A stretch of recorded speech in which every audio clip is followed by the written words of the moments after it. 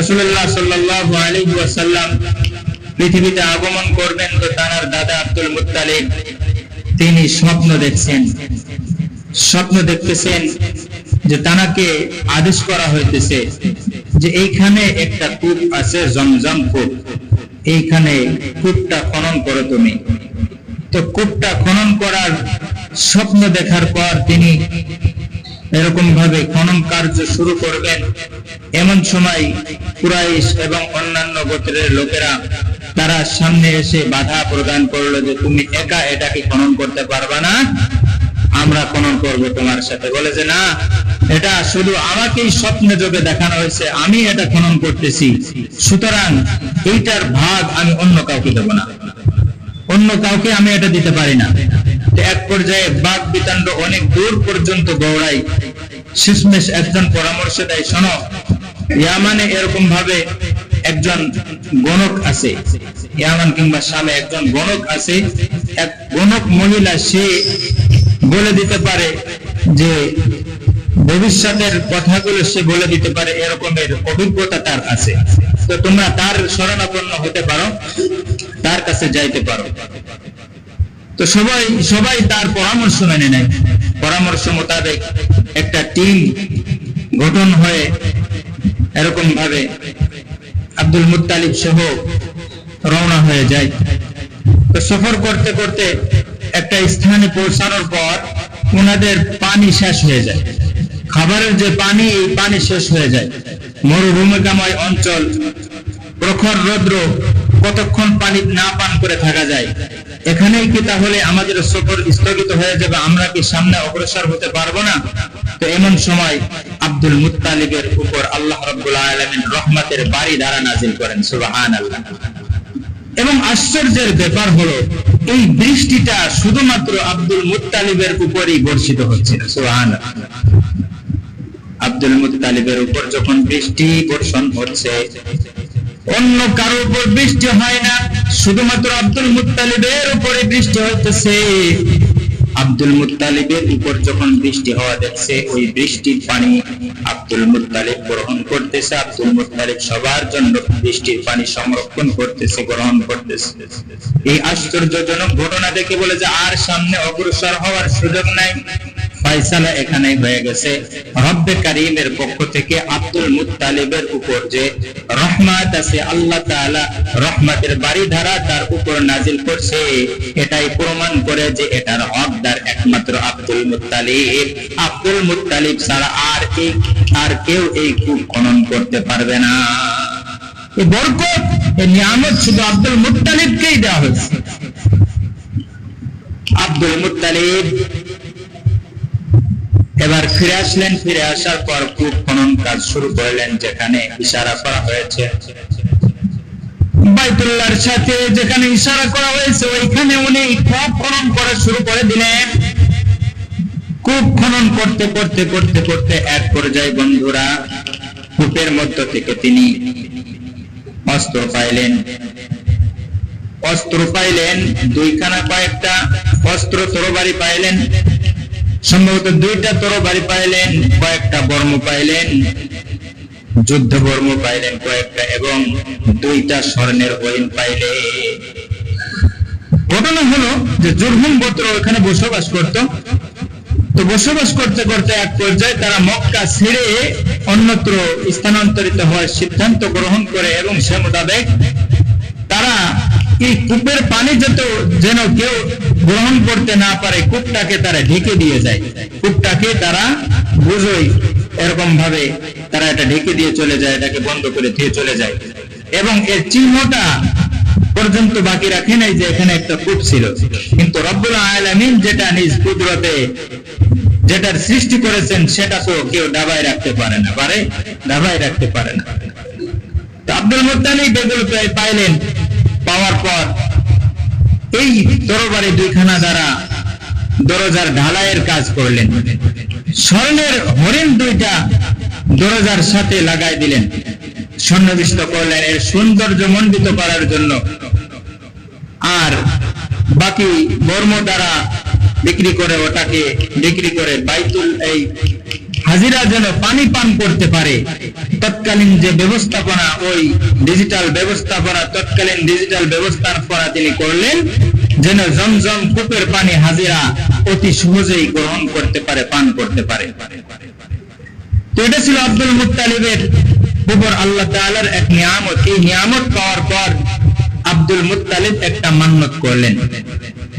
মান্নতটা কি? আল্লাহ, আপনি যদি আমাকে 10টা সন্তান দান করেন, 10টা সন্তান আপনি যদি আমাকে দান করেন এবং এই সন্তানগুলো যদি আমার সহযোগী হয়, তার মানে প্রাপ্তবয়স্ক হয়, তাহলে আমি আমার এই সন্তানদের মধ্য থেকে লটারি করে যার নাম পড়বে তাকে আপনার রাস্তায় আমি কুরবানি করে দেব। আল্লাহু আকবার। কেবল মান্নত, খুশি হয়ে মান্নত করে ফেলছে, তো আল্লাহ রাব্বুল আলামিন 10 সন্তানই আব্দুল মুত্তালিবকে দান করছে। 10টা ছেলে সন্তানই আল্লাহ তাআলা দান করছে।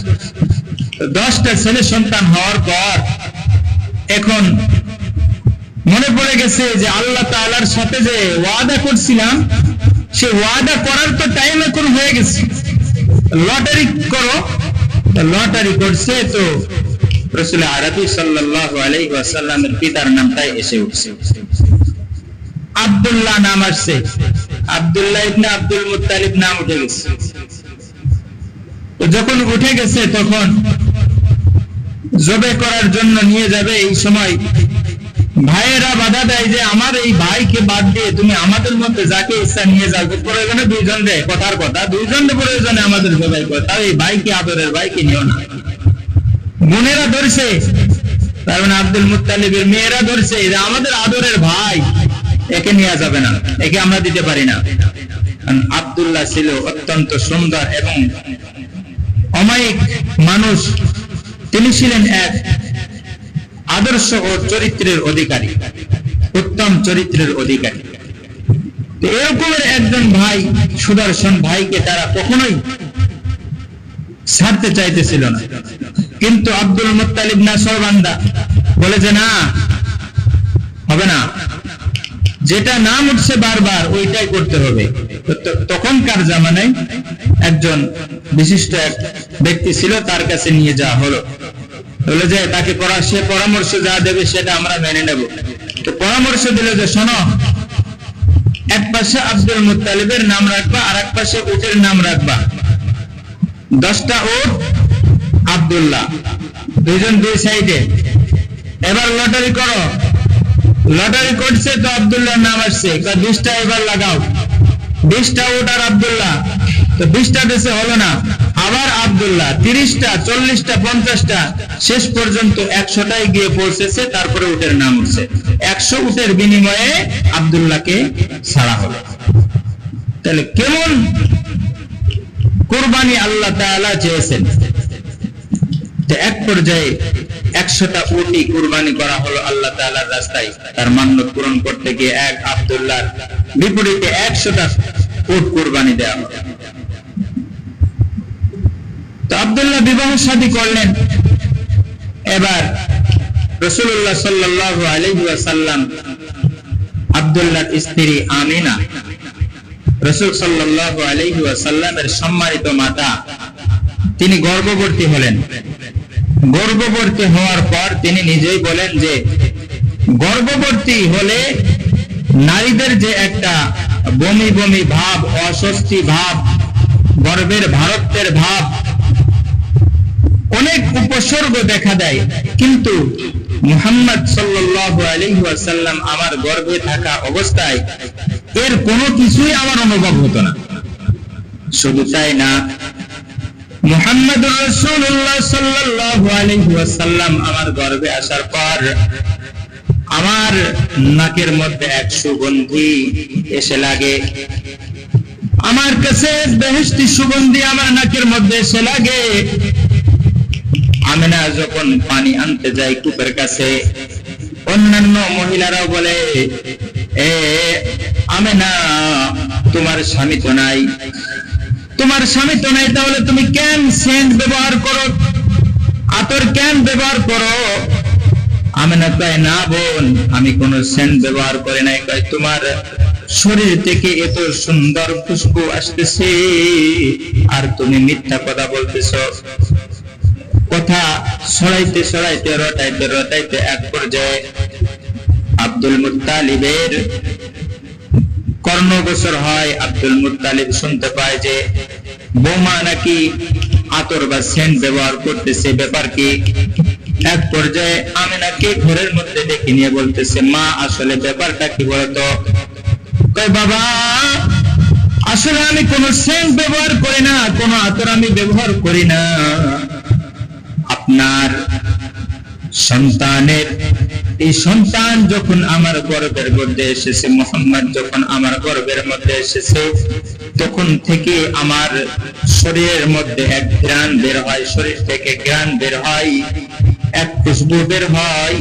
কেন বের হয় আমি জানি না, কিন্তু সবাই বলে আমি খুশবু ব্যবহার করছি, কিন্তু আমি আসলে খুশবু ব্যবহার করি না। তো এমন রহমতের নবী। শুধু তাই না, দুনিয়ার মধ্যে আসার পরেও আপনি কিতাবের মধ্যে খুলে দেখেন, রাসূল আরবি সাল্লাল্লাহু আলাইহি ওয়াসাল্লামের শরীরের যে ঘাম বের হতো, আম্মা জান আয়েশা সিদ্দিকা রাদিয়াল্লাহু তাআলা আনহা বলেন, ওই ঘামটা আমি রাসূলের ওই শরীরের ঘামটা আমি শিশির মধ্যে রেখে আমি ওটাকে আতর হিসেবে ব্যবহার করতাম, খুশবু হিসেবে ব্যবহার করতাম। সুবহানাল্লাহ।